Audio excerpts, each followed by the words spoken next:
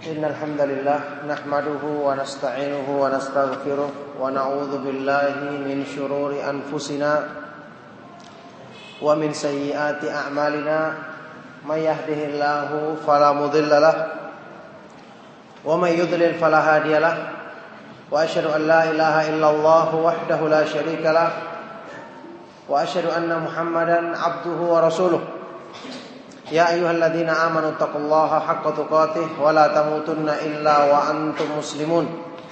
Ya ayyuhan nasu taqu rabbakumul ladzi khalaqakum min nafsin wahidah wa khalaqa minha zawjaha wa batha minhuma rijalan katsiran wa nisaa'a wattaqullaha alladzi tasaaluna bihi wal arham innallaha kana 'alaikum raqiba. Ya ayyuhalladzina amanu taqullaha wa qulu qawlan sadida yuslih lakum a'malakum wa yaghfir lakum dhunubakum wa may yuti'illaha wa rasulahu faqad faza fawzan 'azima. Amma ba'du, fa inna asdaqal hadits kitabullah wa khairal hadi hadi Muhammadin sallallahu alaihi wa alihi wasallam wa syarral umuri muhdatsatuha wa kullu muhdatsatin bid'ah wa kullu bid'atin dhalalah wa kullu dhalalatin finnar. Wa ba'du. Ma'asyiral ikhwah, ikhwani wa akhwati fid din, a'azzakumullah. Alhamdulillah, kembali kita bersyukur kepada Allah Subhanahu wa taala yang mempertemukan kita, mempersaudarakan kita karena agamanya, karena mencari ridhonya, yang mana kita ketahui bersama cinta karena Allah dan benci karena Allah adalah merupakan ikatan iman yang paling kuat. Rasulullah sallallahu alaihi wasallam bersabda, "Awthaqu ural iman al-hubbu fillahi wal bughdhu fillah." Ikatan iman yang paling kuat adalah cinta karena Allah dan benci karena Allah. Maka bersaudara, berkumpul bersama-sama karena pertimbangan agama, karena sama-sama mengharapkan ta'awun, tolong-menolong dalam kebaikan dan ketakwaan. InsyaAllah itulah yang mempertemukan kita pada sore hari ini, yang membuat kita saling berusaha untuk selalu bertemu dan berkumpul karenanya. Semoga Allah Subhanahu wa ta'ala memasukkan kita ke dalam golongan orang-orang yang mendapatkan naungannya pada hari kiamat nanti, yang tidak ada naungan selain naungan arsy-Nya, yaitu orang-orang yang disebut dalam hadis yang sahih kita ketahui bersama, rajulani tahabba fillahi ijtama'a alaihi wa tafarraqa alaihi. Dua orang yang saling mencintai karena Allah, yang mereka berkumpul dan berpisah karenanya. Maka ya ikhwatu fillah, pertemuan dalam rangka mengadakan majelis ilmu, saling menasihati dalam kebaikan dan ketakwaan adalah sebaik-baik majelis, sebaik-baik upaya untuk bisa menguatkan keimanan manusia, sebaik-baik cara untuk bisa mengatasi kekurangan-kekurangan dalam diri kita. Antum ketahui bersama para ulama salaf atau para ulama ahlu sunnah sebelum kita, mereka menjadikan kehadiran di majelis ilmu sebagai upaya untuk mempelajari kebaikan dalam agama Islam, memperbaiki kekurangan-kekurangan dalam diri, sekaligus upaya untuk mengambil nasihat jika ada yang kita rasakan kurang dalam diri kita, jika kita merasakan kelemahan dalam iman kita. Imam Ibnu Qayyim rahimahullah ta'ala pernah menyebutkan dalam kitabnya Al-Wabilus Sayyib tentang gambaran atau peran dari guru beliau Syekhul Islam Ibnu Taimiyah rahimahullah ta'ala ketika murid-muridnya merasakan kelemahan dalam agama sebagai akibat dari banyaknya fitnah yang mereka dapatkan atau yang mereka rasakan ketika berusaha berpegang teguh di atas agama Allah Subhanahu wa taala.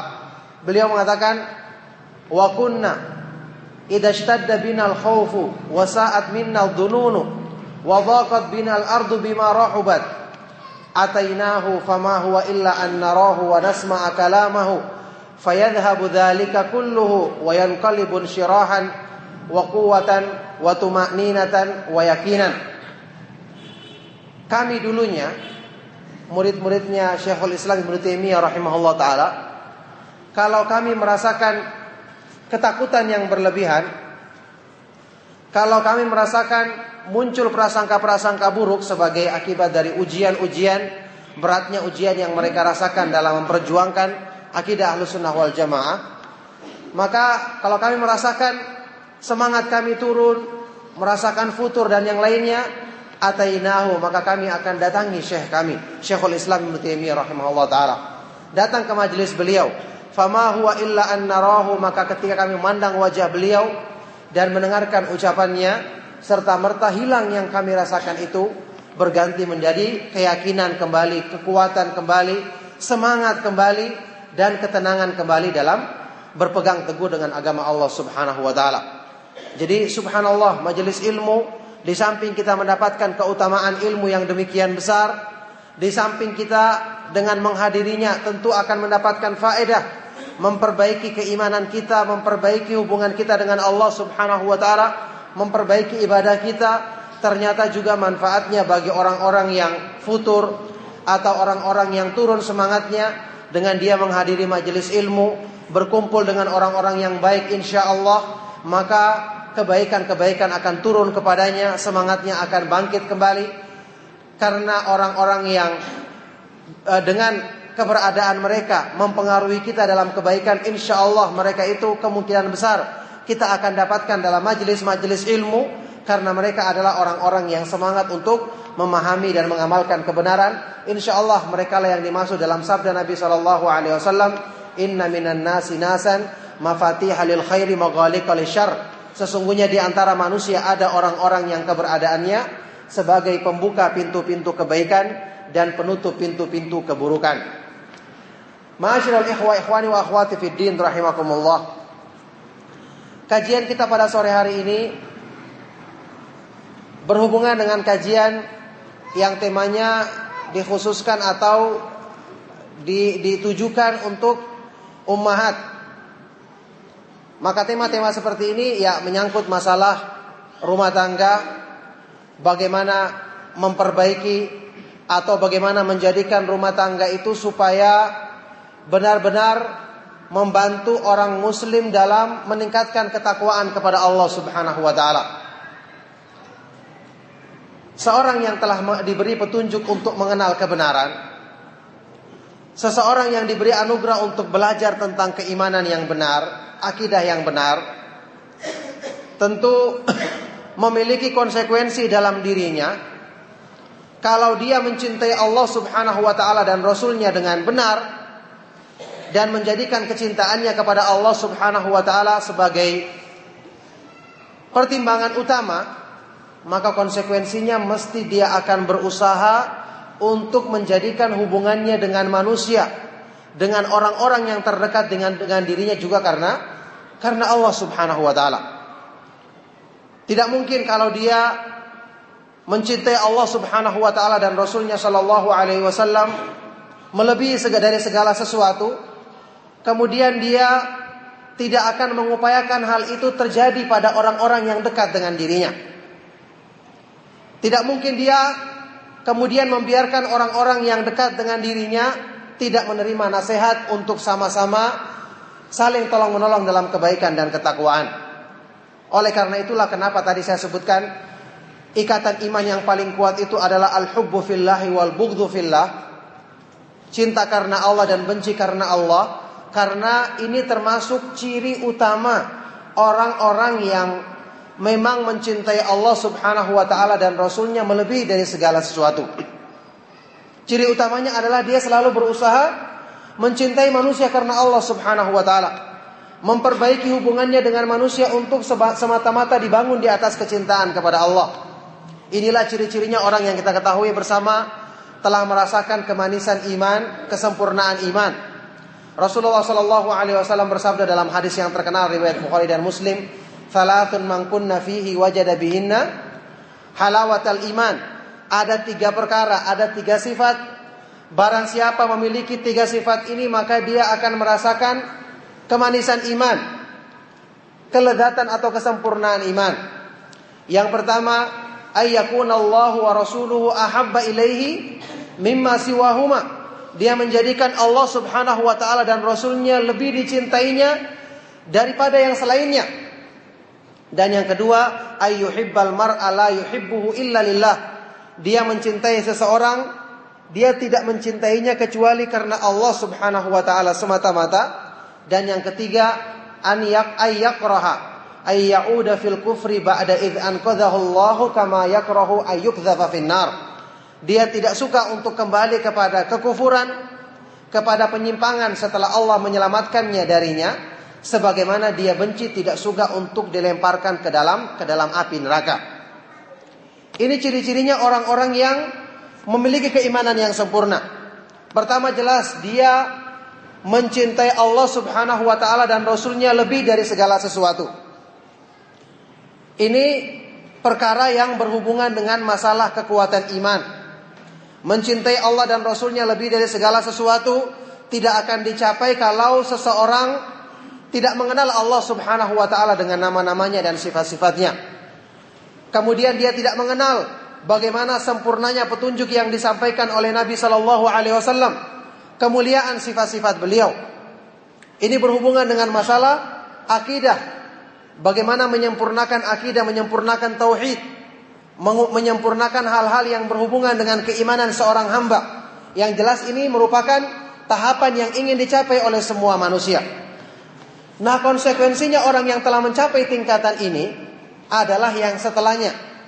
Dia menjadikan kecintaannya kepada manusia adalah semata-mata karena Allah.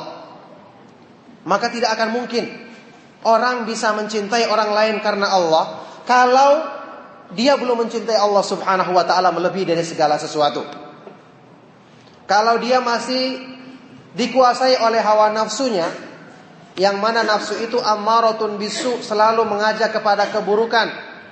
Nafsu itu adalah tunggangan utama syaitan untuk memalingkan manusia dari jalan Allah Subhanahu wa taala. Kalau nafsunya masih lebih dominan dalam dirinya, maka mustahil dia akan bisa menjadikan kecintaannya kepada manusia karena Allah. Tidak akan bisa. Mesti nafsunya yang akan mendominasi dia. Apalagi hubungannya dalam kecintaan-kecintaan yang bersifat fitrah asalnya bagi diri manusia. Cinta kepada istri, cinta kepada suami, cinta kepada anak, cinta kepada teman, cinta kepada lingkungan atau tanah air misalnya. Ini secara fitrah tidak dicela dalam diri manusia. Tetapi kalau sampai melanggar kecintaan kepada Allah, jelas dicela. Dalam lingkungan kita, kalau kita mendapati lingkungan kita, tempat tinggal kita yang kita cintai, desa kelahiran kita, tanah air kita, kalau di situ banyak maksiat yang menghalangi kita untuk menegakkan agama Allah, konsekuensi kita mencintai Allah lebih dari segala sesuatu, maka kita harus berhijrah, meninggalkan tempat tersebut, minimal mencari tempat yang lebih sedikit perbuatan maksiatnya kalau tidak dapatkan tempat yang murni kebaikan di tempat tersebut. Ini konsekuensi. Dan orang yang bisa melakukan seperti ini tidak mungkin kalau dia masih dikuasai oleh nafsunya. Tidak mungkin kalau dia belum bisa mencintai Allah Subhanahu wa taala melebihi dari segala sesuatu. Nah, oleh karena itulah terkadang manusia kecintaannya yang bersifat fitrah, yang hukum asalnya tadi boleh, itu mempengaruhi mereka, kecuali orang-orang yang dirahmati oleh Allah Subhanahu wa taala. Sebagai contoh misalnya dalam rumah tangga. Dalam rumah tangga, otomatis suami mencintai istri dan istri mencintai suami, orang tua mencintai anaknya, ini fitrah.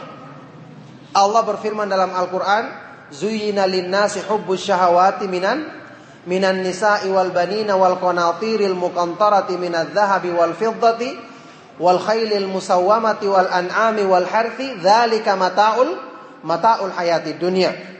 Dijadikan indah dalam pandangan mata manusia kecintaan pada hal-hal yang diinginkan oleh syahwatnya, berupa istri-istrinya, anak-anaknya, harta, perhiasan dan seterusnya. Allah katakan dzalika mata'ul hayatid dunya, itulah kesenangan atau perhiasan dalam kehidupan di dunia. Secara asal ini tidak bermasalah, boleh-boleh saja. Cuma yang jadi masalah, kecintaan kepada fitrah yang seperti ini sering menjerumuskan manusia, khususnya bagi orang-orang yang lemah. Makanya kalau antum pernah dengar pembahasan tentang masalah nafsu, memang nafsu itu dalam semua sisi kehidupan manusia akan merusak. Oleh karena itu dikatakan oleh para ulama, kenapa nafsu itu adalah penghalang utama bagi manusia untuk mencapai takwa kepada Allah. Sebagaimana ucapannya Ibnu Qayyim rahimahullah taala, ajma'al arifun ala ikhtilafi turuqihim wa tabayuni sulukihim ala anna nafsa hiyal qati'atu bainal abdi wa bainal wusuli ila rabb. Sepakat semua orang-orang yang mengenal agama bahwa nafsu manusia adalah penghalang utama untuk mencapai ridha Allah Subhanahu wa taala. Karena dari semua segi dia berusaha menghalangi manusia. Ini nafsu.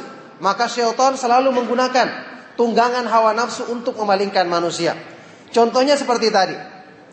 Cinta kepada fitrah, kepada hal-hal yang dibolehkan secara fitrah, mencintai anak, istri, mencintai teman kita, saudara kita, orang yang punya hubungan nasab dengan kita, ini fitrah manusia. Tapi terkadang fitrah seperti ini kalau dibiarkan, maka akan bisa menjerumuskan manusia. Makanya dalam Al-Quran disebutkan tentang bahaya yang terjadi kalau seorang terlena dengan kecintaannya kepada keluarga, kepada orang-orang yang dekat dengan dirinya. Allah sebutkan istri dan anak-anak misalnya. Allah Subhanahu wa taala berfirman, "Ya ayyuhalladzina amanu inna min azwajikum wa auladikum aduwwan lakum fahdharuhum." Wahai orang-orang yang beriman, sesungguhnya di antara istri-istri dan anak-anakmu ada yang merupakan musuh bagimu, maka hati-hatilah kamu terhadap mereka. Nah, bagaimana mungkin Allah menggambarkan istri dan anak-anak orang yang paling kita cintai sebagai musuh? Apakah musuh dalam artian kita berperang, saling berbunuhan kepada mereka? Jawabannya tidak. Ini artinya maksudnya adalah musuh dalam selimut. Orang-orang yang secara asal kita boleh mencintai mereka dan mereka pun mencintai kita. Tapi kecintaan tadi bisa menjerumuskan kalau tidak dikontrol dengan kontrol agama. Kalau hanya dibiarkan berjalan dan menuruti keinginan hawa nafsu. Dan ini yang sering terjadi. Kecintaan kepada anak-anak dan istri menjerumuskan manusia. Karena banyak orang-orang yang ketika berhadapan dengan istri dan anaknya, demikian pula istri ketika menghadapi suami atau anaknya, dia menjadi lemah. Semangatnya untuk beramar ma'ruf nahi mungkar menjadi berkurang. Dengan pertimbangan perasaannya, saya menyayangi dia, saya tidak tega untuk menyuruhnya, saya tidak tega untuk menasehatinya, saya tidak tega untuk mengarahkannya kepada kebaikan. Padahal misalnya jelas-jelas tanda-tanda untuk terjadi penyelewengan sudah nampak, tapi dia tidak tega untuk menasehatinya dengan pertimbangan cinta yang asalnya bersifat fitrah tadi. Nah, ini yang contoh dari bagaimana cinta itu yang asalnya fitrah manusia bisa memalingkan manusia dari jalan Allah Subhanahu wa taala. Nah, maka inilah yang menunjukkan kepada kita, disinilah berperan apa yang ada dalam diri orang-orang yang sempurna imannya tentang kesempurnaan cintanya kepada Allah Subhanahu wa taala dan Rasulnya. Yang konsekuensinya dia akan bertekad, semua orang-orang yang dicintainya kalau bertentangan dengan asal keimanannya ini, maka semua akan rela ditinggalkannya karena mendahulukan kecintaan kepada Allah Subhanahu wa taala dan Rasulnya. Antum tahu ayat yang terkenal yang Allah Subhanahu wa taala sebutkan dalam Al-Quran surat Al-Mujadilah, tentang ayat yang merupakan dasar dari kaidah yang terkenal dalam Islam, al-wala dan al-bara, cinta dan benci karena Allah Subhanahu wa taala. La tajidu qauman yu'minuna billahi wal yaumil akhir yuwaduna man haddallaha wa rasulahu walau kanu aba'ahum aw abna'ahum aw ikhwanahum aw ashiratahum ulaika kataba fi qulubihimul imana wa ayyadahum biruhim min. Kamu tidak akan mendapati seseorang, satu kaum yang mereka itu beriman kepada Allah dan hari kemudian dia akan berkasih sayang dengan orang-orang yang menentang Allah dan Rasulnya, meskipun mereka itu adalah orang-orang yang terdekat dengannya, yaitu bapaknya sendiri, anaknya sendiri, atau saudara kandungnya, atau anggota keluarganya. Mereka inilah orang-orang yang Allah tetapkan keimanan dalam diri mereka dan Allah kuatkan dengan pertolongannya. Ini konsekuensinya. Orang yang benar-benar kesempurna imannya, dia tidak akan rela bergaul atau berkasih sayang dengan orang-orang yang menentang perintah Allah Subhanahu wa taala dan Rasulnya. Nah, oleh karena itu konsekuensi ini harusnya berusaha untuk diterapkan oleh orang-orang yang beriman dalam kehidupannya. Dalam rumah tangga, sering kita mendengar sama-sama sudah ngaji, sama-sama secara zahir berpegang teguh dengan agama, sama-sama semangat sebelum menikah. Setelah menikah terjadi pengajiannya makin kurang dihadiri, talabul ilminya makin turun semangatnya. Kalau ditanya alasannya macam-macam, maka ini merupakan kendala. Kenapa setelah bersama, setelah bisa saling harusnya tolong menolong dalam kebaikan dan ketakwaan, ternyata setelah itu semua hilang konsekuensi dari kecintaannya kepada Allah Subhanahu wa taala dan Rasulnya. Nah, ini semua perlu dibenahi. Kecintaan kepada Allah Subhanahu wa taala dan Rasulnya yang merupakan amalan yang tinggi dalam Islam, tentu godaannya pun besar. Godaannya pun besar. Maka masalah-masalah yang timbul dalam rumah tangga, kejadian-kejadian yang menimbulkan ketidakharmonisan, banyak timbulnya dari pelanggaran-pelanggaran seperti ini. Antum tahu yang namanya maksiat kan merupakan sebab timbulnya bencana. Maksiat yang dilakukan dalam rumah tangga yang tidak berusaha seseorang muslim atau suami istri untuk menghilangkannya dengan cara saling menasihati, itu termasuk sebab utama yang memicu perselisihan, yang menjadikan tidak harmonis dalam rumah tangga. Karena keumuman firman Allah Subhanahu wa taala, "Wa ma asabakum min musibatin fabima kasabat aydikum." Musibah apa saja yang menimpa kamu, maka itu adalah karena perbuatan tangan-tanganmu sendiri. Perbuatan maksiat manusia sendiri.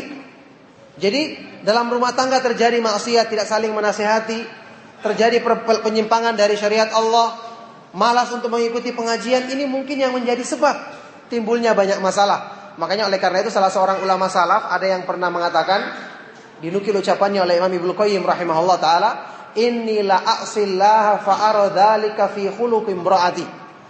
Aku pernah berbuat maksiat kepada Allah, maka aku lihat dampak buruk perbuatan maksiatku ada pada tingkah laku buruk istriku. Subhanallah, suaminya yang berbuat maksiat, akibatnya apa? Istrinya yang berbuat kurang ajar terhadap dirinya. Ataupun terjadi sebaliknya, istrinya yang berbuat maksiat, kemudian suaminya bersikap kasar dan keras terhadap dirinya.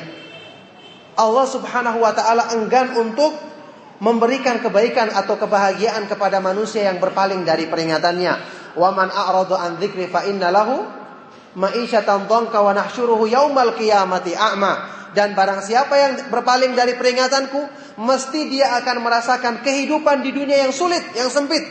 Dan hari kiamat nanti dia akan dikumpulkan dalam keadaan buta. Jadi ketidakharmonisan tadi, sulitnya untuk cocok tadi, itu timbulnya karena adanya maksiat. Nah, disinilah dibutuhkan saling menasihati dalam kebaikan dan ketakwaan. Ingat tujuan kita untuk bersatu, menikah, saling mencintai karena Allah adalah dalam rangka ta'awun 'alal birri wa taqwa, tolong menolong dalam kebaikan dan ketakwaan. Ini termasuk dalam pergaulan dalam rumah tangga, pergaulan dengan teman kita, bergaul atau saling dekat dengan orang-orang yang teman-teman kita yang kita berusaha untuk sama-sama mengikuti agama yang hak. Ini semua harus dijadikan demikian supaya tidak berubah menjadi timbul hal-hal yang memunculkan perselisihan, ketidakharmonisan dan sebagainya. Nah, ini tadi dalam rumah tangga demikian keadaannya. Jadi disebabkan karena perbuatan maksiat, maka timbul hal-hal yang demikian. Maka subhanallah, saling menasihati dalam kebaikan, saling menegur jika ada kesalahan, saling mengajak untuk menghadiri pengajian, bertanya dalam masalah-masalah yang menyangkut kebaikan dalam agama kita, khususnya dalam hal-hal yang berhubungan dengan rumah tangga, ternyata manfaatnya sangat besar untuk mengurangi setidaknya keburukan-keburukan yang ada dalam rumah tangga kita, untuk setidaknya memudahkan kita untuk merasa tenang dengan suasana dalam rumah tangga kita. Nah, inilah tujuan Islam, tujuan agama Islam menganjurkan kepada kepala keluarga untuk menasihati keluarganya. Bahkan ini merupakan perkara yang antum ketahui tentang kewajibannya. Ya ayyuhalladzina amanu qu anfusakum wa ahlikum nara wa quduhan nasu wal hijarah. Wahai orang-orang yang beriman, jagalah dirimu dan keluargamu dari api neraka yang bahan bakarnya adalah batu-batuan dan manusia. Ini tujuannya adalah agar rumah tangga itu benar-benar menjadi sorga bagi orang-orang yang beriman. Makanya termasuk doa yang diucapkan oleh Nabi Ibrahim dalam Al-Quran alaihissalatu wassalam, doa yang meminta kepada Allah subhanahu wa ta'ala agar keluarga itu dijadikan sebagai penyejuk hati kita. Orang-orang yang beriman ketika dia beraktivitas di luar rumah, banyak mendapati masalah, banyak menghadapi kesulitan, tentu dia ingin ketika masuk ke dalam rumahnya dia melihat sesuatu yang menyejukkan hatinya. Ini doanya orang yang beriman. Dan ini merupakan bukti orang-orang yang mencintai kebaikan dalam dirinya dan keluarganya. Allah subhanahu wa ta'ala menukil doanya Nabi Ibrahim alaihissalatu wassalam dalam Al-Quran. Rabbana hablana min azwajina wa dhurriyyatina qurrata a'yunin waj'alna lil muttaqina imama. Ya Allah, berikanlah kepada diri kami, berikanlah kepada kami dari istri-istri kami dan anak-anak kami sebagai penyejuk pandangan mata kami, dan jadikanlah kami sebagai pemimpin bagi orang-orang yang beriman. Apa artinya penyejuk pandangan mata? Penyejuk pandangan mata adalah ketika kita melihat anggota keluarga kita selalu dalam ketaatan kepada Allah. Ini yang menjadi penyejuk hatinya orang yang beriman. Tidak ada sesuatu pun yang melebihi kenikmatan ini yang dirasakan oleh orang-orang yang beriman. Oleh karena itu Imam Al-Hasan Al-Basri, Imam Tabi'in yang terkenal, ketika menafsirkan ayat ini beliau mengatakan, ayyuriyallahu li'abdihil muslim fi zawjihi wa waladihi wa hamimihi ta'atallahi azza wa jal. Dengan Allah memperlihatkan kepada hambanya yang beriman, pada diri istrinya, anaknya dan orang-orang yang dicintainya, ketaatan kepada Allah subhanahu wa ta'ala. La wallahi, kata beliau, la wallahi la syai'a aqarra li a'yunil muslim min ayyara waladan aw walada waladin aw hamiman lahu muti'an lillahi azza wa jal. Demi Allah, tidak ada sesuatu pun yang lebih menyejukkan pandangan matanya seorang muslim melebihi daripada ketika dia melihat anaknya, cucunya, istrinya dan orang-orang yang dicintainya melakukan ketaatan kepada Allah subhanahu wa ta'ala. Jadi ini konsekuensi dari keimanan manusia. Sekali lagi, dia tidak akan tenang, tidak akan bahagia hidupnya kalau belum mengusahakan yang namanya saling mencintai karena Allah dalam diri orang-orang yang dekat dengannya, dalam diri orang-orang yang dekat dengannya. Karena tentu konsekuensi keimanannya menuntut dia untuk hanya menjadikan orang-orang yang dekat dengannya adalah orang yang bisa membantu dia untuk meningkatkan kecintaannya kepada Allah subhanahu wa ta'ala. Karena dia tahu kecintaannya kepada manusia karena nafsu akan merusak dirinya, akan merusak keimanannya, dan akan menjadi sebab malapetaka bagi dirinya. Di dunia menderita, di akhirat nanti menderita lebih besar lagi. Kenapa?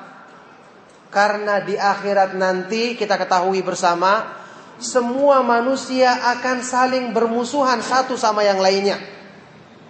Orang-orang yang dekat, yang saling mencintai di dunia bukan karena Allah, semua akan saling menuntut, semua akan saling menjerumuskan, semua akan saling menyalahkan, kecuali orang-orang yang menjalin cintanya karena Allah. Ini tentu tidak ingin terjadi pada orang-orang yang beriman, tidak ingin terjadi hal ini pada dirinya. Dia tidak ingin menderita di dunia karena disebabkan maksiat yang dilakukannya membuat rusak hubungannya atau keharmonisan dalam rumah tangganya. Lebih-lebih di akhirat nanti akan mendapatkan azab Allah subhanahu wa ta'ala. Allah subhanahu wa ta'ala berfirman dalam Al-Quran, al-akhillau yawma idzin ba'duhum li ba'din aduun illal muttaqin. Orang-orang yang saling berkasih sayang, saling mencintai di dunia, pada hari kiamat nanti semuanya menjadi musuh satu sama yang lainnya. Illal muttaqin, kecuali orang-orang yang bertakwa kepada Allah subhanahu wa ta'ala. yang menjadikan landasan hubungannya, kasih sayangnya, cintanya karena takwa kepada Allah Subhanahu wa taala. Nah, ini ayat yang tentu merupakan ancaman bagi kita. Orang yang kita sayangi di dunia, na'udzubillahi min dzalik, bisa jadi menjadi musuh yang menjerumuskan kita nanti di hadapan Allah, kalau kita tidak perbaiki dari sekarang. Oleh karena itu, ya ikhwatu fillah, ini penting, khususnya bagi suami istri yang tentu saja Rasulullah SAW bersabda, lam yura lil mutahabbaini mithlu nikah. Ma'ruf hadisnya. Tidak pernah terlihat dua orang yang saling mencintai melebihi dari dua orang yang menikah. Maka apa ini peluang mereka untuk terjerumus ke dalam hal ini sangat besar sekali. Nah, oleh karena itu perhatikanlah agar kecintaan kita, kasih sayang kita tidak berubah menjadi malapetaka di dunia, apalagi di akhirat nanti. Maka segera semuanya dibenahi. Segera semua kita ajak untuk kembali kepada Allah Subhanahu wa taala. Kita jadikan cinta kita sebagai bukti konsekuensi kita merasakan kesempurnaan iman. Kita melatih menundukkan hawa nafsu kita, cinta yang bersifat tabiah tadi, kita berusaha untuk menjadikannya, meningkatkannya, membantu kita untuk meraih ketakwaan kepada Allah Subhanahu wa taala. Inilah orang-orang yang benar-benar terbukti dalam dirinya kecintaan yang benar kepada Allah Subhanahu wa taala dan Rasulnya sallallahu alaihi wasallam. Nah, oleh karena itu, dengan kita senantiasa mengajak kepada keluarga kita, anak-anak maupun istri kita, suami-suami kita berusaha untuk saling menasihati dalam kebaikan, tolong menolong dalam kebaikan dan ketakwaan yang tentu kita harus laksanakan secara bertahap. Kita laksanakan secara bertahap. Ternyata manfaatnya di samping itu merupakan kewajiban kita yang nanti kita akan dimintai pertanggungjawaban di hadapan Allah Subhanahu wa taala. Antum tahu semua hadis yang terkenal, kullukum ra'in wa kullukum mas'ulun an ra'iyatihi. Masing-masing kalian adalah pemimpin dan masing-masing kalian akan ditanyakan tentang apa yang dipimpinnya. Di samping ini juga ternyata kita akan dapatkan manfaat yang lainnya. Manfaat keutamaan besar dari Allah Subhanahu wa taala, orang-orang yang saling mencintai karena Allah, menghiasi kecintaannya dengan saling tolong-menolong dalam kebaikan dan ketakwaan. Ini termasuk orang-orang yang mendapat naungan dari Allah Subhanahu wa taala. 7 golongan yang mendapatkan naungan dari Allah Subhanahu wa taala pada hari yang tidak ada naungan selain naungan arsy-Nya. Kemudian keutamaan besar seperti yang saya terangkan tadi, terhindar dari musibah di dunia apalagi di akhirat nanti. Ternyata demikian agung bimbingan Islam, menjadikan hal-hal yang berhubungan dengan kecintaan kita pun bisa mendapatkan pahala yang besar dan keutamaan yang tinggi di hadapan Allah Subhanahu wa taala. Maka oleh karena itu, ini merupakan nasihat yang keluhan ini banyak terjadi di rumah tangga kaum muslimin, bahkan orang-orang yang menisbahkan dirinya kepada manhaj salaf. Maka keluhan-keluhan tersebut tidak lain sebab utamanya adalah karena maksiat kita, karena kurangnya kita dalam saling menasihati dalam kebaikan dan ketakwaan, kurangnya kita untuk kembali kepada Allah Subhanahu wa taala. Maka hendaknya kita harus mulai membenahinya dari saat ini. Ini pengajian yang ingin saya sampaikan pada sore hari ini. Tadi disebutkan sampai menjelang maghrib, tapi karena habis maghrib nanti ada pengajian lagi yang saya juga butuh untuk persiapan. Maka saya pikir kita tidak perlu lama-lama, kita ambil tanya jawab sedikit biar bisa ada waktu bagi saya untuk mempersiapkan pengajian setelah salat maghrib dan besok nanti insyaallah. Maka insyaallah ini apa yang bisa ana sampaikan sehubungan dengan nasihat agar menjadikan cinta kita karena Allah Subhanahu wa taala, yang ini merupakan konsekuensi dari keimanan, bahkan merupakan ikatan iman yang paling kuat. Semoga Allah Subhanahu wa taala memudahkan kita untuk mencapai kebaikan-kebaikan dalam agamanya. Semoga Allah Subhanahu wa taala senantiasa menjaga diri kita, keluarga kita dalam kebaikan-kebaikan dan memudahkan kita untuk saling tolong-menolong dalam kebaikan dan ketakwaan dalam rumah tangga kita. Demikianlah atas nasihat yang ringkas ini, dan afwan atas kata-kata kalau ada kata-kata yang kurang berkenan, dan juga afwan atas segala kekurangannya. Saya cukupkan. Sallallahu wasallam wa barak ala nabiyina Muhammadin wa ala alihi wa ashabihi wa man tabi'ahum bi ihsan ila yaumiddin wa akhiru da'wana alhamdulillahi rabbil alamin.